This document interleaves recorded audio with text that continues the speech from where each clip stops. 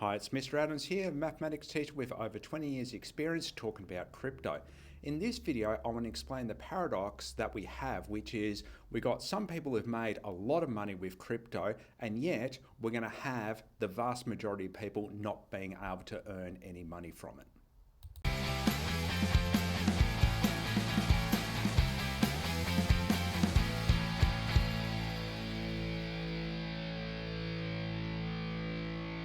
We've got this crypto paradox where people have definitely become rich by investing in crypto. People who have bought early have seen their values soar, but the sum of all the money paid in will be less than all the money that comes out.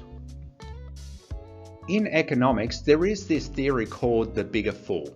And what it says is that you can buy anything regardless of its value and make a profit, provided that you can find someone else to buy it later for more than what you bought it for. In other words, a bigger fool.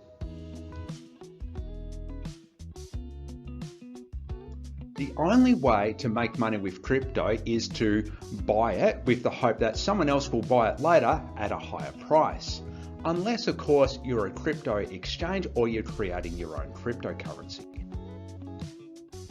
Does this apply to shares? Well, yes, with a lot of no.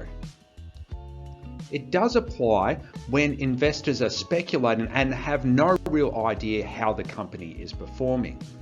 There is an essence of it in any share price that is rising incredibly rapidly. But this doesn't apply to companies that have a consistent, predictable income, have consistent dividends. Now these dividends, they help to stop the share price from rising too fast or from falling too low. And I'll use some examples to explain why. Let's say you've got this company and it has a consistent dividend of $1 a year. How much should you pay per share? To work out the dividend yield, it's the dividend divided by the share price times by 100. If you pay $100 per share, that's a 1% yield, which is not great.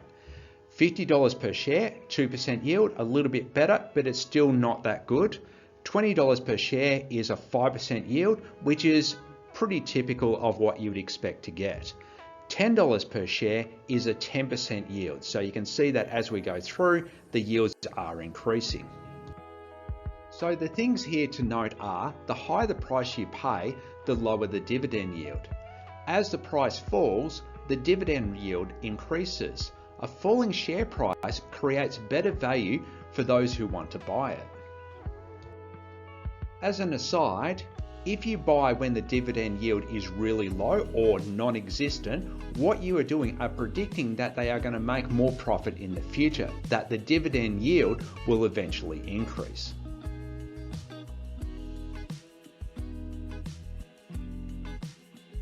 As crypto starts to fall, there's no dividend to provide a brake to stop it from falling further.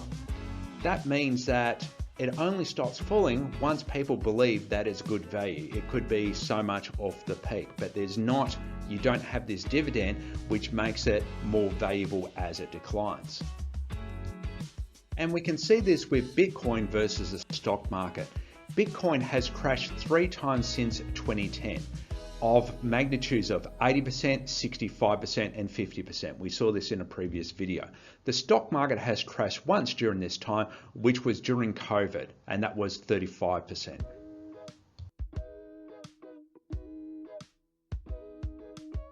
In normal situations with the share market, people can get their money out without lowering the price too much. That is because if the price starts to fall, the dividend yield goes up. Crypto has this problem. As people sell their crypto, they've got to find people willing to buy it. If the price starts to fall, it can trigger more people to sell. Trying to get your money out can actually cause a crash. Cashing out of crypto is actually really hard to do. Although people's balance sheets will look really good, it is near impossible to get a significant amount of money out without crashing the whole thing. If you can remember from my previous video, I said the amount of money that is returned by crypto will always be less than the amount of money being put in. So in conclusion, dividends prevent a company's share price from rising too fast or dropping too low. This is in normal circumstances. Crypto has no natural braking system.